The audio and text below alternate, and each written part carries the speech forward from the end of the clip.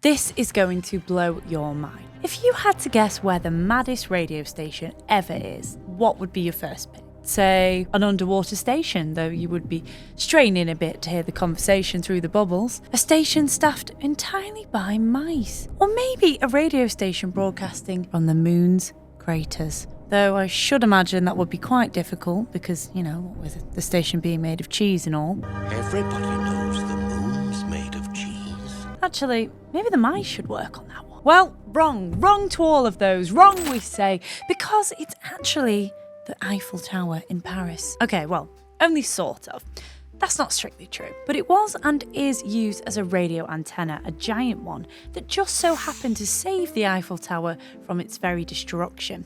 And with the 120 antennas on top of it, the Eiffel Tower still broadcasts radio, television, and even digital terrestrial television today. So buckle in, let me give you the skinny. Before we get started, I wanted to talk to you about the sponsor of this video, Radio.co. I've got a question for you. Have you ever dreamed of having your own radio station? Is there a genre of music or a conversation you think is criminally absent from the airwaves? Maybe you just noticed a gap in the market for a radio station based on tortoises? Well, our sister company, Radio.co, has the tools for you to do all of that and more. Even the tortoise thing. With its easy-to-use cloud-based platform, it's never been easier to automate a 24/7 schedule, broadcast live, and even track your listeners. Launch your radio station in minutes and broadcast to potentially thousands of listeners across the world. Sound good? Well, you can start today with a free 7-day trial using the link below. This fella right here, Gustave Eiffel. The Eiffel Tower was built by our Gustave and inaugurated for the 1889 Paris Exposition Universelle, which was kind of like a big World's Fair. It was a big deal back then. And 1889 was specifically a big deal because it was the 100-year anniversary of the storming of the Bastille. And if you don't know what I'm on about there, well, watch Les Mis. The people of Paris sleep in their beds.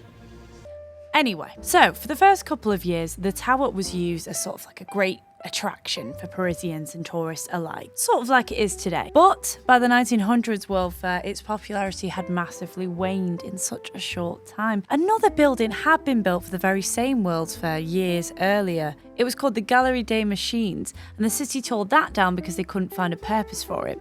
And that was the largest building in the entire world, so they were pretty ruthless with what they were knocking down. So Gustave wanted to fight for his beloved Iron Baby, and rightly so. It is quite a beautiful feat, I'm sure many would attest. So he knew that the tower was in trouble unless he came up with a reason for its existence, beyond just being something kind of cool to point at during the fair. So he got to work trying to find something scientific to justify it. Enter signal transmission, wireless telegraphy. In 1898, Eugène Ducret.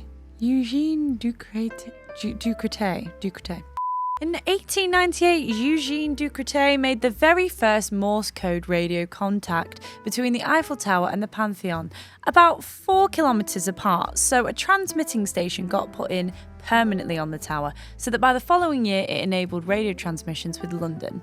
So obviously by this point this has attracted the interest of the military and the authorities, because it was essentially a massive breakthrough for receiving information and telecommunication during wartime. So they put an expert in the field to work, and by 1903 receiving devices were perfected. All of this meant that the Eiffel Tower had a good reason to stay. Gustave was relieved, but he still offered to finance the installation of an antenna stand at the tower's summit, where a cable could be run to the centre of the Champ de Mars. Anyway, the fella who'd been conducting experiments thus far for the military, Ferrier, another Gustave, set up base in a shack at the South Pillar's foot and achieved communication with eastern forts 400 kilometres away.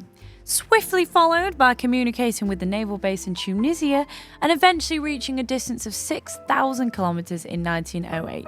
Thus, a permanent station was built in 1909. And yes, our Gustave Eiffel, that is, he'd done it.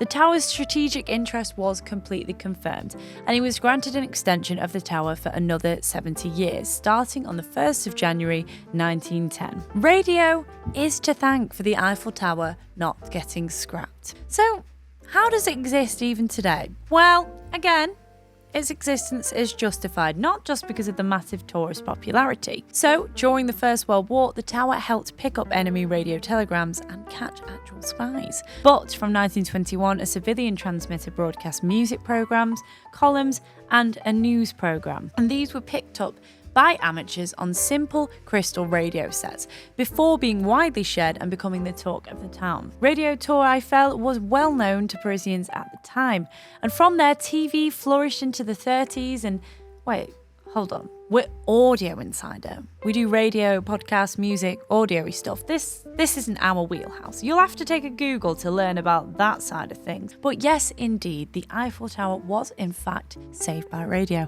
and it is a beacon of radio to this day. And in my opinion, yeah, you know what? I'm going to say it objectively.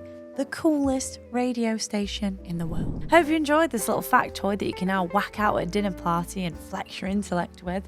You don't need to give us credit, but you could chuck us a like and subscribe, just, as courtesy for delighting your guests at the table, Anyway, see you next time.